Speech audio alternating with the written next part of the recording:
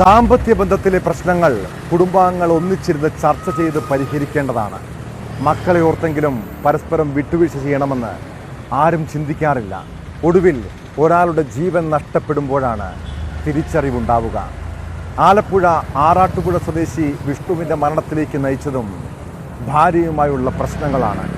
വിഷ്ണുവും ഭാര്യ ആതിരയും 1 വർഷത്തിലേറെയായി പിണങ്ങിക്കഴിയുകയായിരുന്നു. ഇവരുടെ 7 വയസ്സുള്ള മകൾ 2 വീടുകളിലുമായാണ് താമസിച്ചിരുന്നത്.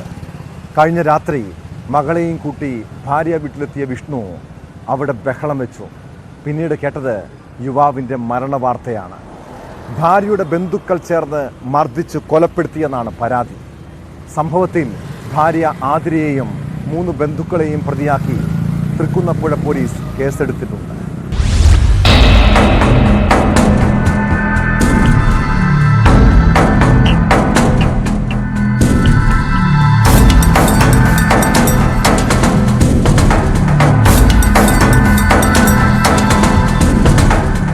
ഹൃദ്രോഗിയായ വിഷ്ണുവിന്റെ മരണം ഹൃദയാഘാതം മൂലമെന്നായിരുന്നു ആശുപത്രിയിലെത്തിച്ചപ്പോൾ ഡോക്ടർമാരടക്കം പറഞ്ഞത്. പോസ്റ്റ്മോർട്ടത്തിലാണ് നിർണായക വിവരങ്ങൾ പോലീസിന് ലഭ്യമായത്. തലക്കേറ്റ ക്ഷതമാണ് മരണകാരണമെന്ന് കണ്ടെത്തി. ഭാരമുള്ള വസ്തുകൊണ്ട് തലക്കടിച്ചതാണ് ആന്തരിക രക്തസ്രാവം ഉണ്ടാകാൻ കാരണമെന്നാണ് വിലയിരുത്തൽ. മനഃപൂർവ്വമല്ലാത്ത നരഹത്യയ്ക്ക് ആദ്യം കേസെടുത്ത തൃക്കുന്നപ്പുഴ പോലീസ് പിന്നീട് കൊലപാതകത്തിന് കേസെടുത്തു. ഭാര്യ ആതിര, ആതിരയുടെ ബന്ധുക്കളായ പൊടിമോൻ, ബാബുരാജ്, പത്മൻ എന്നിവരാണ് പ്രതികൾ. പ്രതികളെ പോലീസ് കസ്റ്റഡിയിലെടുത്തു.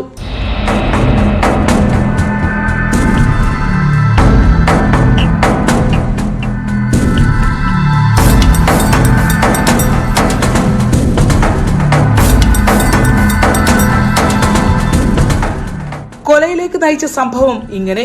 ആതിരയും വിഷ്ണുവും 1.5 വർഷമായി പിണങ്ങിക്കഴിയുകയാണ്. ഇടയ്ക്ക് വിഷ്ണു വീട്ടിലെത്തി 4 വയസ്സുകാരനായ മകനെ കൂട്ടിക്കൊണ്ടുപോകും. കഴിഞ്ഞ ചൊവ്വാഴ്ച കുട്ടിയെ തിരികെ ഏൽപ്പിക്കാനായി തറയിൽക്കടവിലെ ആതിരയുടെ വീട്ടിലെത്തിയപ്പോൾ ഇരുവരും തമ്മിൽ തർക്കമുണ്ടായി.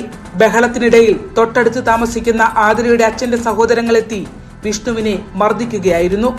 മർദ്ദനത്തിനിടെ കുഴഞ്ഞു വീണ വിഷ്ണുവിനെ ആശുപത്രിയിലെത്തിച്ചെങ്കിലും ജീവൻ രക്ഷിക്കാനായില്ല. ബഹളത്തിനിടയിൽ ഹൃദയ സംബന്ധമായ തകരാറ് മൂലം മരിച്ചെന്നായിരുന്നു ആദ്യ വിലയിരുത്തൽ. എന്നാൽ മൃതദേഹത്തിൽ പലയിടത്തും മർദ്ദനമേറ്റ പാടുകൾ കൂടി കണ്ടതോടെ കൊലപാതകമാണെന്ന വിഷ്ണുവിന്റെ കുടുംബം ആരോപണമുയർത്തി. പോസ്റ്റ്മോർട്ടം റിപ്പോർട്ട് പുറത്തുവന്നതോടെയാണ് പോലീസ് കൊലക്കുറ്റത്തിന് കേസെടുത്തത്.